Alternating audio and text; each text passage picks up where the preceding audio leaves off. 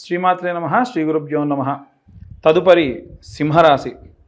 సింహరాశి వారికి సంబంధించి ఈ జూలై నెల చాలా ప్రత్యేకమైందని చెప్పాలి. సింహరాశి వారి గురించి గతంలో కూడా మనం చాలాసార్లు చెప్పేటప్పుడు మీరు కావాలంటే మళ్ళీ కూడా గతంలో ఉన్నటువంటి సింహరాశికి సంబంధించినటువంటి వీడియోస్ చూడొచ్చు. జాగ్రత్తగా ఉండాలి, మీ పై అధికారులతో జాగ్రత్తగా ఉండాలి, టైం బాగాలేదని చెప్తున్నాను. అయినా సరే చాలామంది ఏం కాదు చాలా అద్భుతంగా ఉందని చెప్పారు. చూస్తే నాకు దగ్గరికి వచ్చి జాతకం చెప్పించుకున్న వాళ్ళ ముగ్గురు కూడా ఉద్యోగం చాలా ప్రమాదకరమైనటువంటి పరిస్థితుల్లో ఉందని ఇద్దరు, ఒకతనికి ఆల్రెడీ ఉద్యోగం పోయిందని ఒకళ్ళు, వ్యాపారాన్ని తీసేస్తున్నాను ఒకళ్ళు. కాబట్టి సింహరాశి వారికి ఎప్పుడు అంతే, ఒక సింహానికి ఎలా అయితే ఉంటుందో అదే ఉంటుంది మీకు కూడా. సింహం కూడా భూతత్వ రాశి, అగ్నితత్వ రాశి కింద పరిగణలోకి తీసుకుంటారు. సింహం ఎలా ఉంటుందో అదేవిధంగా వీరికి కూడా ఈ యొక్క జాతకంలో అప్స్ అండ్ డౌన్స్ కూడా ఉంటాయి. సింహం ఆహారం కోసం ఎంత వేటాడుతుందో, ఎంత కష్టపడుతుందో, ఆహారం దొరికిన తర్వాతకి అంతే ప్రశాంతంగా ఉంటుంది. సింహం దగ్గర ఉన్నటువంటి మంచి అదే, చెడు కూడా అదే. రోజులకు రోజులు తినకుండా ఉంటుంది, తింటే రోజులకు రోజులు తింటుంది.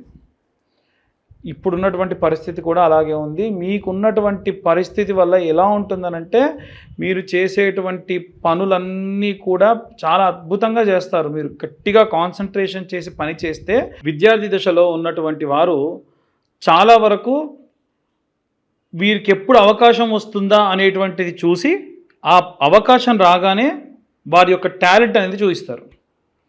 అలా అని చెప్పి వీళ్ళు మంచి క్లెవర్ స్టూడెంట్స్ అంటే కాదంటారు, లేదు డల్ స్టూడెంట్సా అంటే కాదంటారు.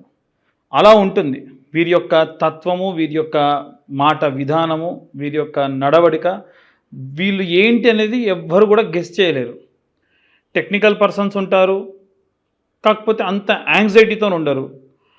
చాలామంది టాలెంటెడ్ ఉంటారు, బిజినెస్ రిలేటెడ్ ఉంటారు, కాకపోతే అప్పుడు కూడా అంత క్లమ్సీగానే ఉంటారు. కానీ ఎక్కడ వీరు చూపించాల్సినటువంటి వీరి యొక్క టాలెంట్ చూపించాల్సినటువంటి పరిస్థితి వస్తే అక్కడ వీళ్ళు వారి యొక్క టాలెంట్ని చూపిస్తారు. సో సింహరాశి వారికి సంబంధించి ముఖ్యంగా ఈ నెల నుంచి చాలా జాగ్రత్తగా ఉండాలి.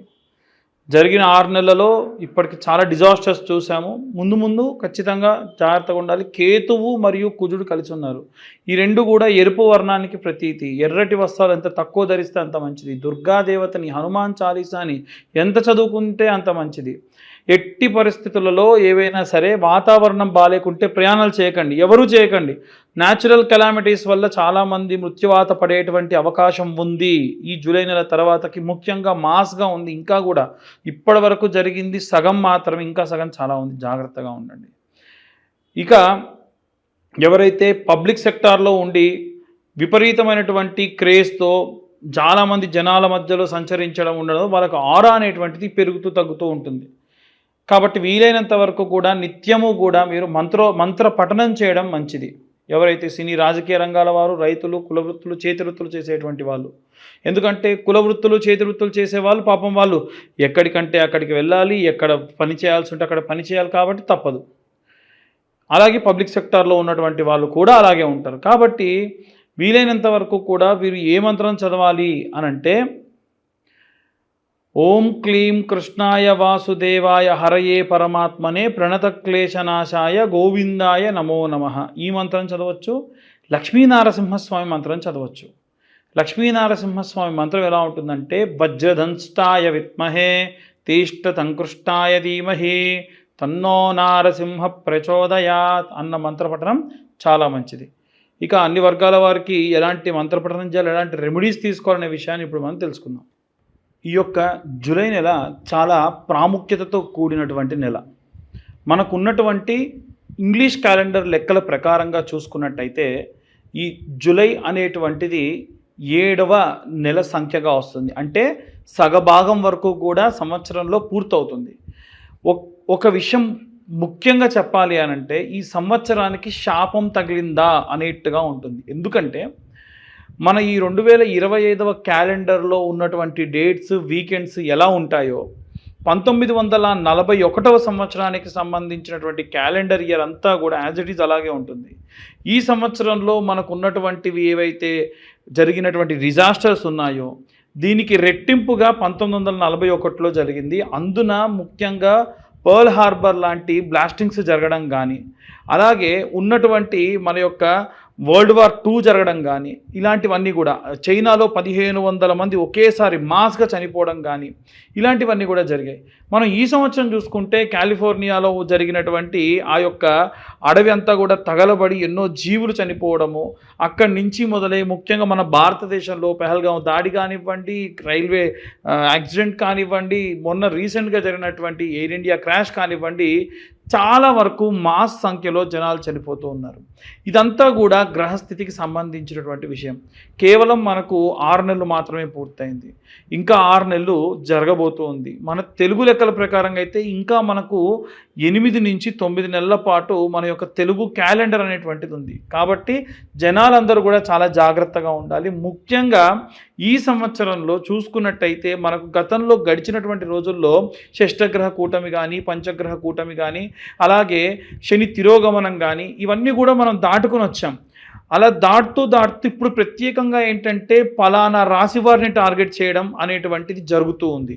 ఉదాహరణకు శని మీనంలో ఉన్నాడు, ఏలినాటి శని ప్రభావం మీనరాశి వారికి అది యుక్త వయసులో ఉన్న వాళ్ళకైతే మొదటి దశ, లేదా కాస్త 3 పదులు దాటిన వారికి అయితే 2వ దశగా ఉంటుంది. కాబట్టి శారీరకమైనటువంటి బాధలు కానీ, యాక్సిడెంట్స్ కానీ, లేకుంటే ఆపరేషన్స్ కానీ జరిగే అవకాశం ఉంటుంది. అలాగే ఉన్నటువంటి అన్ని రాశుల్లో శని 4వ స్థానంలో మిథున రాశిని చూస్తూ ఉంది, అంటే వారికి అర్ధాష్టమ శని. 8వ స్థానంలో తులారాశిని చూస్తుంది, అంటే వారికి అష్టమ శని. అందున ప్రత్యేకంగా సింహరాశి వారికి వచ్చేసి ఈ యొక్క కుజుడు మరియు కేతువు కలిసి ఉన్నారు. ఒక్కసారి మీరు ఎవ్వరైనా సరే జూలై నెలలో ఉన్నటువంటి రోజు ప్రారంభం ఎలా అవుతుంది అనేది ఓపెన్ చేస్తే రాహువు కేతువుకి ఇటుపక్క అంతా ఎవరు ఉండరు, మిగిలిన అన్ని గ్రహాలు అటుపక్క ఉంటాయి. ఇది సాధారణంగా ఒక మనిషి ఎవరన్నా పిల్లవాడు పుడితే అది కాలసర్పదోషము అని అంటారు. అంటే కాలసర్పదోషం అంటే ఏది అంత సులువుగా జరగదు, ఏది అంత ప్రశాంతంగా జరగదు, అన్ని ఇబ్బందులతో ఉంటారు, మనదాకా వచ్చి పనులన్నీ కూడా వెళ్ళిపోవడం జరుగుతుంది, ఇలాంటివన్నీ కూడా జరుగుతూ ఉంటాయి. కాబట్టి జూలై నెలలో అందరూ కూడా చాలా జాగ్రత్తగా ఉండండి. ముఖ్యంగా ఇంట్లో ఉన్న గృహిణులు దయచేసి మీకున్నటువంటి ఆచారాలు పద్ధతులు పాటించండి. ఎట్టి పరిస్థితుల్లో ప్రతి శుక్రవారము ఆదివారము అమ్మవారికి సంబంధించి కుంకుమార్చన చేయండి. ఎన్నో మార్లు నేను ఇంతకు ముందు కూడా ఈ విషయం చెప్పాను. చిన్న పసుపు ముద్దను తయారు చేసుకొని శుక్రవారం నాడు కుబేర కుంకుమతోని కుంకుమార్చన చేయండి. పచ్చకర్పూరము కుంకుమ కలిపిన కుంకుమతో కుంకుమార్చన చేయండి. వారమంతా కూడా ఆ కుంకుమని ఇంట్లో ఉన్న వాళ్ళకు పెట్టి పంపించండి. తులసి కోటలో పూజ చేసినప్పుడు ఆ తులసమ్మ దగ్గర ఉన్న మట్టి కొంచెం తీసి బాగా వస్త్రకాగితం అంటారు మెత్తగా చేసి అది కుంకుమలో కలుపుకోండి, పచ్చకర్పూరం కలుపుకోండి, దానివల్ల పురుగు పట్టదు. అలా ఎందుకు అనంటే అపమృత్యు భయాన్ని తీసేస్తుంది తులసి యొక్క మట్టి. అలాగే విద్యార్థుల విషయానికి వస్తే ఈ సంవత్సరం విద్యా వ్యవస్థలో విపరీతమైనటువంటి మార్పు వచ్చే అవకాశం ఉంది. అంటే ఇప్పటి వరకు మనం చదువుకున్నటువంటి విద్య ఏదైతే ఉందో వాటన్నిటికీ కూడా అసలు ఎవ్వరూ ఊహించినటువంటి మార్పులు జరిగే అవకాశం ఉంది. పిల్లలందరూ కూడా మేధా దక్షిణామూర్తికి సంబంధించినటువంటి ఈ యొక్క జపము మంత్రము లాంటివి చదువుకోవడం, స్తోత్రం కనీసం రోజు ఒకసారి వినడం చాలా మంచిది. అలాగే ఎవరైతే ఉద్యోగస్తులు ఉంటారో అనవసరమైనటువంటి పోకడలకు పోయి ఉద్యోగాన్ని మారాలనేటువంటి దాని జోలికి పోకుండా వీలైనంత వరకు కూడా బృహస్పతి గ్రహానికి సంబంధించిన జపం చేసుకోండి. ఆ మంత్రం ఏమిటంటే గురు అరిష్టేతు సంప్రాప్తే గురు పూజాంచకారయే గురు ధ్యానం ప్రవక్ష్యామి పుత్ర పీడోపశాంతయే. అలాగే ఈ యొక్క వ్యాపారస్తులందరూ కూడా వీలైనంత వరకు కనక పుష్యరాగము అనేటువంటి స్టోన్ని లాకెట్గా కానీ లేకుంటే కనక పుష్యరాగాన్ని ఉంగరంగా మాత్రమైనా సరే ధరించడం చాలా చాలా శ్రేయస్కరం. అలాగే ఎవరైతే వ్యాపారస్తులు ఉంటారో వీరు మాత్రం వ్యాపారం అభివృద్ధి చెందాలి అని అంటే నిత్యము నైమిత్తిక కర్మలు చాలా చేయాలి. ఒక గ్లాస్లో ఒక నిమ్మకాయ ప్రతిరోజు కూడా మార్చడం లాంటివి కానీ, మీ యొక్క వ్యాపార స్థలంలో ఉన్నటువంటి అమ్మవారి ఫోటోకి పసుపు కొమ్ములతోని అల్లి ఒక దండలా వేసుకోవడం కానీ, ఇలా నిమ్మకాయ ఎండుమిరపకాయలతోని అమర్చి దిష్టిగా కట్టుకోవడం కానీ, ప్రతి వారం వారం మార్చుకోవడం కానీ, పటికను పెట్టుకోవడం కానీ, వ్యాపార స్థలం అంతా శుచిగా ఉంచుకోవడం కానీ, ప్రతిరోజు కూడా వ్యాపార స్థలం విడిచి వెళ్ళేటప్పుడు ఒక పేపర్, ఇంత పొడుగు పేపర్ అడుగున కొంచెం కాల్చి కుడివైపు 3 సార్లు ఎడంవైపు ఒకసారి తిప్పి అక్కడ పడేసి వెళ్ళడం లాంటివి చేయడం వల్ల వ్యాపారానికి ఉన్నటువంటి నరదృష్టి, నరదోష, నరఘోషం అంతా కూడా పోతుంది. అలాగే ఈ యొక్క అన్ని వర్గాల వారు, ముఖ్యంగా సినీ రాజకీయ రంగాల వారు పబ్లిక్ డొమైన్లో ఉంటారు కాబట్టి వీలైనంత వరకు కూడా నరదృష్టి లేకుండా ఉండాలి అంటే కరుంగలి మాల లాంటివి ధరించడం మంచిది. కరుంగలి మాల మనం పనికి వెళ్ళేటప్పుడు వేసుకొని వెళ్ళడము, తర్వాత తిరిగి రాగానే స్నానం చేసి పూజ చేసుకునేంత వరకు దాన్ని ధరించడం, తర్వాత తీసి పక్కకు పెట్టడం, నిద్రించేటప్పుడు కానీ భోజనం చేసేటప్పుడు కానీ దాన్ని ధరించకుండా ఉండడం, ఇలాంటివి చేస్తే మంచిది. రైతులు, చేతి వృత్తులు, కుల వృత్తులు చేసేవారు కూడా ఈ కరుంగలి మాలను ధరించవచ్చు. ఈ మాలకున్న ప్రత్యేకత ఏమిటంటే, మీ మనస్సు బాలేదు, ఏదో దేవాలయానికి వెళ్ళి ఓం నమ శివాయ, గణపతి దేవాలయానికి వెళ్ళి గం గణపతయే నమః అన్న మంత్రము ఆ మాలతో అలా జపం చేయండి. ఈ మాల జపం చేసేటప్పుడు ఏదైనా వస్త్రం చేతి కప్పుకొని చేయండి. ఈ మంత్రం చెప్పినటువంటి జపమాల మెడలో ధరించడానికి బాగుంటుంది, ధరించవచ్చు. వేరే ఏ మాల అలా ధరించడానికి కుదరదు. ఈ కరుంగలి మాల కావాలి అని ఉంటే కింద ఉన్న నెంబర్ కాంటాక్ట్ చేయండి.